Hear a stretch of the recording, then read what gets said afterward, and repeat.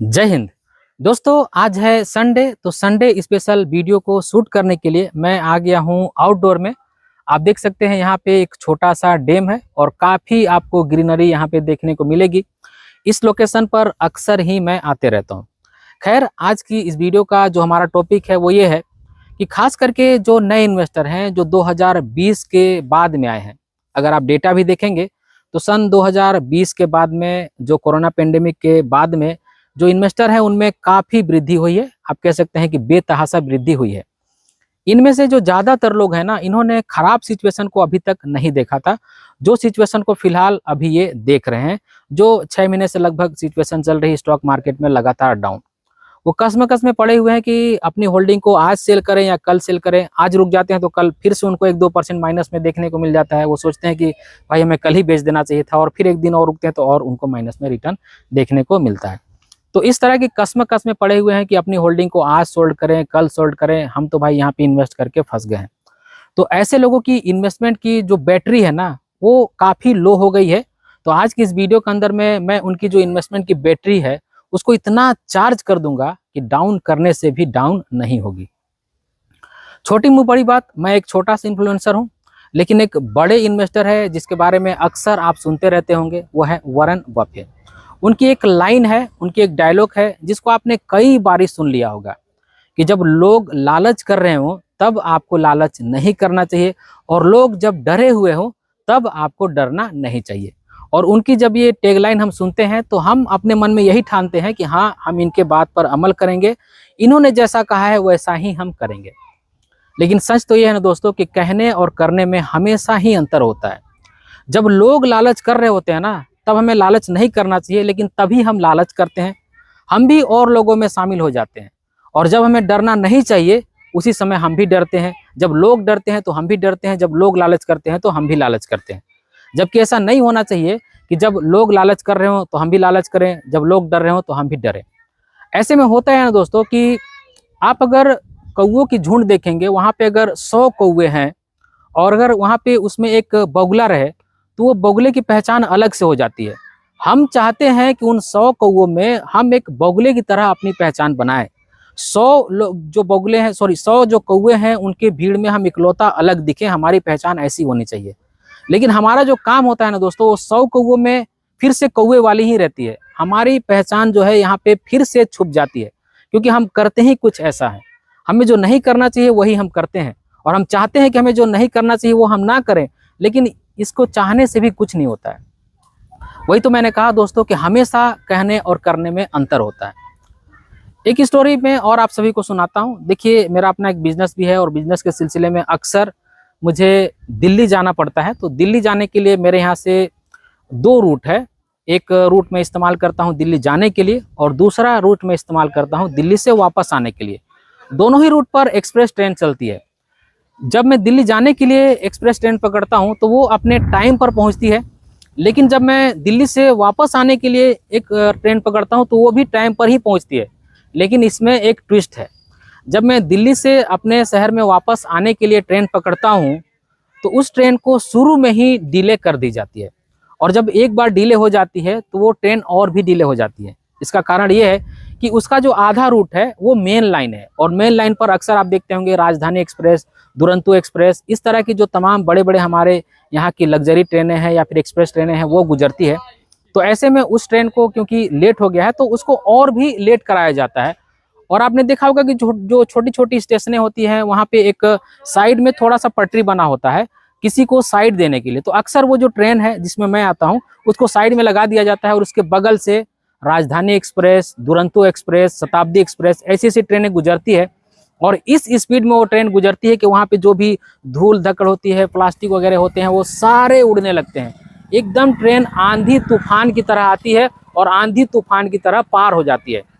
तब हमें ऐसा एहसास होता है कि यार क्यों ना हमने इसी ट्रेन को पकड़ लिया होता, हम बेकार ही इस ट्रेन में बैठे हुए हैं। ये ट्रेन तो जगह जगह पर स्टेशन पर रुक रही है और इतना डिले कर रही है।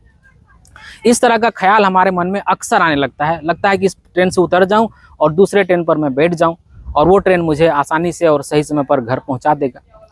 लेकिन जैसा कि मैंने कहा ना दोस्तों कि इस कहानी में भी ट्विस्ट है। जब वो ट्रेन अपने इलाके में आ जाती है, जब वो ट्रेन अपने इलाके में आ जाती है तो जब वो चली थी उस समय तो लगभग 20, 30, 40, 50 की स्पीड में चल रही थी, क्योंकि वो मेन लाइन पर थी और जगह जगह पर उसको रोकना भी पड़ रहा था। लेकिन जब वो अपने इलाके में आ जाती है तो जो एक्सप्रेस ट्रेन है, जैसे में राजधानी हो गया, दुरंतो हो गया, इस तरह के एक्सप्रेस है ना, इनसे भी तेज या फिर इन्हीं के गति पर चलने लगती है। जो रूट उस ट्रेन को 8 घंटे में तय करना था, उसी रूट को वो सिर्फ 4 घंटे में तय करती है। और अक्सर समय वो जो ट्रेन है अपने डेस्टिनेशन पर टाइम पर पहुंचती है या फिर बहुत कम डिले होता है। जब वो अपने रूट पर आ जाती है तो इस कदर स्पीड में चलती है कि उसमें बैठने वाले लोग भी घबरा जाते हैं कि भाई हम किस ट्रेन में बैठ गए हैं, क्या वाकई में हम शताब्दी में तो नहीं है, हम राजधानी में तो नहीं है, हम दुरंतो एक्सप्रेस में भी तो नहीं है। तब फिर उनको देखने को मिलता है नहीं भाई, जो हमारा ट्रेन एक्सप्रेस ट्रेन है उसी में है। इस तरह से स्पीड में वो चलने लगती है और अपना जो 8 घंटे का सफर है वो 4 घंटे में पूरी करती है और अपनी डेस्टिनेशन पर लगभग समय पर पहुंचती है। अब ये ट्रेन कहाँ की है आप सभी कमेंट्स में बताइएगा। जिनका भी जवाब सही होगा मैं उनके आंसर में जाकर के जवाब दूंगा कि हाँ आपने सही बताया। तो आप गेस कीजिएगा मैं किस ट्रेन के बारे में बता रहा हूँ। तो अक्सर वो जो ट्रेन है वो अपने डेस्टिनेशन पर पहुंचती है। इस मोरल स्टोरी से आपको क्या सीखने को मिला? खैर ये स्टोरी रियल है लेकिन मैं इसको मोरल ही मानकर चल रहा हूँ, मोरल ही आपको कह रहा हूँ कि इस मोरल स्टोरी से आपने क्या सीखा। देखिए इस स्टोरी भी जो है वो लगभग स्टॉक मार्केट और म्यूचुअल फंड की तरह ही है।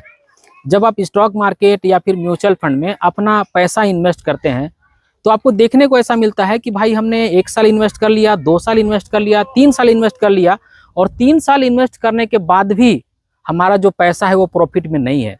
कभी कभी तो ये भी हमें देखने को मिल जाता है कि भाई 3 साल इन्वेस्ट करने के बाद भी हमारा जो पैसा है वो नुकसान में ही है। इस तरह की हमें सिचुएशन देखने को मिलती है। लेकिन दोस्तों मैंने जो सेकंड वाला रूट का ट्रेंड बताया ना, ठीक इसी तरह से स्टॉक मार्केट और म्यूचुअल फंड में भी होता है।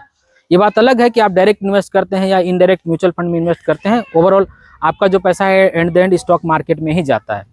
तो यहाँ पे भी यही स्टोरी लागू होती है दोस्तों। जब आप 2 साल 3 साल इन्वेस्ट कर लेते हैं और अपना पेशेंस दिखाते हैं तो एक दिन उस म्यूचुअल फंड से, उस इन्वेस्टमेंट से ऐसा रिटर्न मिलता है आपको कि सिर्फ 1 साल 2 साल 3 साल 4 साल ही काफ़ी होता है ओवरऑल उन सारे लॉस को, सारे रिटर्न को एवरेज आउट करने में। जब आप एंड द एंड देखते हैं तो आपको देखने को क्या मिलता है कि आपने जिस उद्देश्य से अपना पैसा इन्वेस्ट किया था, जो सोच करके आपने पैसा इन्वेस्ट किया था, वो उद्देश्य सारे पूरे होते हुए दिख रहे हैं। अगर अभी हम फिलहाल पास्ट डेटा देखें इंडियन स्टॉक मार्केट की तो अभी तक तो हमें इसी तरह का डेटा देखने को मिल रहा है। तो अगर आपने इन्वेस्टमेंट की जर्नी शुरू कर दी है या फिर शुरू करना चाहते हैं तो मेरे ख्याल से आपको 2 चीज़ें ही बस देखनी चाहिए। सबसे पहला ये देखना चाहिए कि जिस म्यूचुअल फंड में आप इन्वेस्ट कर रहे हैं वो रेप्यूटेड म्यूचुअल फंड है या नहीं, अच्छा म्यूचुअल फंड है या नहीं। अगर आपने अच्छा सा म्यूचुअल फंड में इन्वेस्ट कर दिया है तो फिर जो आपका टारगेट अमाउंट है और जो आपका समय है उस पर आपको फोकस करना चाहिए। आप अपने जो टारगेटेड समय है यानी आपने 10 साल 15 साल जो भी सोच करके इन्वेस्ट किया था उस समय तक इन्वेस्ट कीजिए। मुझे ऐसा पूरा लगभग यकीन है कि आपका जो टारगेटेड अमाउंट है वो पूरा होगा। तो आज की इस वीडियो में बस मैं यही कहना चाह रहा था दोस्तों कि आपको डीमोटिवेट होने की जरूरत नहीं है। स्टॉक मार्केट का ट्रेंड ही ऐसा है, कभी स्टॉक मार्केट में हमें गिरावट देखने को मिलती है, कभी हमें अच्छी तेजी देखने को मिलती है, कभी कभी तो ऐसा हो जाता है कि 2 3 4 साल तक हमें कोई फायदा ही देखने को नहीं मिलता है। तो इन सारी चीज़ों से डीमोटिवेट होने की जरूरत नहीं है। खैर जो पुराने इन्वेस्टर हैं, जो पहले से इन्वेस्ट कर रहे हैं, उनको तो ज़्यादा कुछ बताने कहने की जरूरत नहीं है। ज़्यादातर जो ऐसे लोग हैं जो 2020 के आसपास में आए हैं और इन्वेस्टमेंट की शुरुआत की है, उन्होंने बुरा समय अभी तक नहीं देखा है और अब जो 6 महीने साल भर के आसपास से हमें बुरा समय देखने को मिल रहा है उससे काफ़ी घबरा गए हैं। तो देखिए दोस्तों, आपको ऐसा भी समय देखने को मिल सकता है कि आप जो इन्वेस्ट कर रहे हैं उस पर 2 साल 3 साल तक भी रिटर्न ना मिले या फिर वहाँ आपका इन्वेस्टमेंट माइनस में भी जाए। तो इन सारी चीज़ों से घबराना नहीं है आपको। जब रिटर्न मिलना शुरू होगा तो 1 साल 2 साल 3 साल का ही समय ही काफ़ी होगा आपके ओवरऑल सारे लॉस को पूरा करने के लिए, आपका जो ओवरऑल जो रिटर्न आना चाहिए उस सब को पूरा करने के लिए। आज की इस वीडियो से अगर आपको कुछ सीखने को मिला, आज की वीडियो आपको वाकई में अच्छी लगी तो इस वीडियो को एक लाइक जरूर कर दीजिएगा और इस वीडियो को अपने फ्रेंड और फैमिली के बीच जरूर से शेयर कीजिएगा ताकि वो भी अवेयर हो जाए। इस वीडियो के आखिर में बस मैं आपसे इतना ही कहना चाहता हूँ कि आपको डरना घबराना बिल्कुल भी नहीं है। आपने जैसे इन्वेस्टमेंट किया है वैसे ही आप इन्वेस्टमेंट को अपनी कंटिन्यू कीजिए। आज की इस वीडियो में इस लाइन के साथ में मैं इस वीडियो को ख़त्म करूँगा कि अपना और अपने फैमिली का बहुत ख्याल रखिएगा। मैं मिलूंगा इसी तरह के किसी और वीडियो में, तब तक के लिए बाय।